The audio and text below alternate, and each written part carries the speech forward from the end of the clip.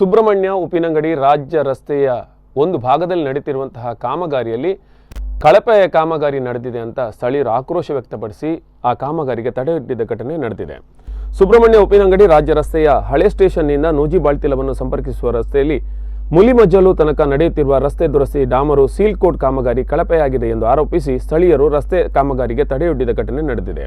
ಕಡಬದಿಂದ ನೂಜಿಬಾಳ್ತಿಲವನ್ನು ಸಂಪರ್ಕಿಸುವ ರಸ್ತೆಯು ಸಂಪೂರ್ಣವಾಗಿ ದುರಸ್ತಿ ಸ್ಥಿತಿಯಲ್ಲಿದ್ದು ಅದನ್ನು ದುರಸ್ತಿಗೊಳಿಸಲು 10 ಲಕ್ಷ ರೂಪಾಯಿ ಅನುದಾನ ಇರಿಸಲಾಗಿತ್ತು.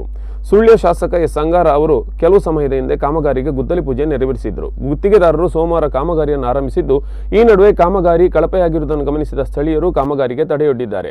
ನಂತರ ಘಟನಾ ಸ್ಥಳಕ್ಕೆ ಜಿಲ್ಲಾ ಪಂಚಾಯತ್ ಇಂಜಿನಿಯರ್ ಹುಕ್ಕೇರಿ ಅವರು ಭೇಟಿ ನೀಡಿ ಪರಿಶೀಲನೆ ನಡೆಸಿ ಕಾಮಗಾರಿಯನ್ನು ಮತ್ತೆ ಸಮರ್ಪಕವಾಗಿ ಮಾಡುವಂತೆ ಗುತ್ತಿಗೆದಾರರಿಗೆ ಸೂಚನೆಯನ್ನು ನೀಡಿದ್ದಾರೆ.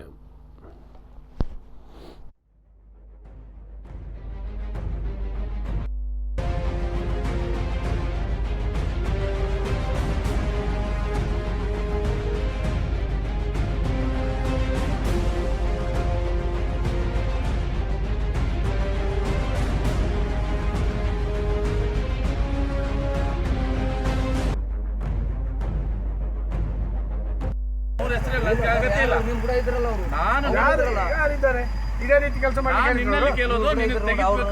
ದಿನೇಶ್ ಅನ್ನೋದು ಅಟ್ಟೆ ಗೊತ್ತು ಅವರು ಮಣ್ಣು ಹೋಗ್ಬೇಕು, ಇಲ್ಲಿ ಎಲ್ಲ ತೆಗಿಬೇಕು ಅಲ್ಲಿ ತನಕ.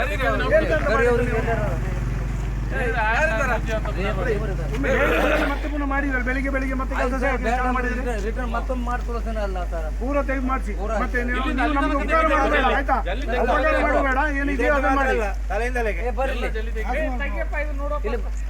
ಎಲ್ಲ ತೆಗೀಲಿ, ತೆಗೀರಿ. ಅವ್ರು ಊರನವ್ರು ಹೆಂಗ್ ಹೇಳ್ತಾರಲ್ಲ ಕೆಲಸ ಮಾಡಿ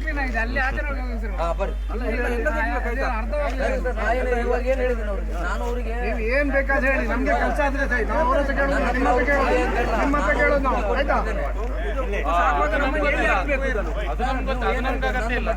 ನಾನು ನೀವು ಹೇಗೆ ಮಾರಿ ಮುಂದೆ ಮಾಡಿಸ್ಬೋದು ಆಯ್ತಲ್ಲ, ನಂದೇನು ಅಬ್ಜೆಕ್ಷನ್ ಇಲ್ಲ. ಇಲ್ಲಿ ನೋಡಿ ನೀವೀಗ ಏನ್ ಹೇಳಿದ್ರಿ, ನಾನು ಹೇಳಿದ್ದೇನೆ ಅವರಿಗೆ ಮಾಡ್ತಾರೆ, ಹೇಳಿದ್ದೀರಿ ಮಾಡಿದ್ದಾರೆ.